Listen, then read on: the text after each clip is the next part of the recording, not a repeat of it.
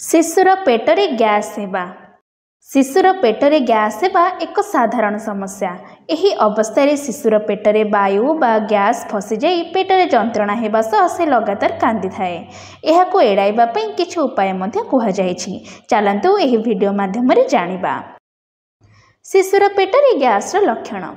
जदि शिशु खाइबा समय लगातार कांदिबा आरंभ करे किंबा खाइबा समय मार स्तन छाड़ी दिए तेबे से असहज अनुभव करिथाए। तेणु आपण बुझंतु जे आपणक शिशुर पेटरे गैस समस्या रहिछि। शिशुर एही समस्या को दूर करिबा पई उपाय। ढकार कराइबा। शिशु को क्षीर पियाइबा परे ढकार देबा सुनिश्चित करंतु। एहा द्वारा पेटरे फसी रहिथिबा वायु बाहरी जाइथाए।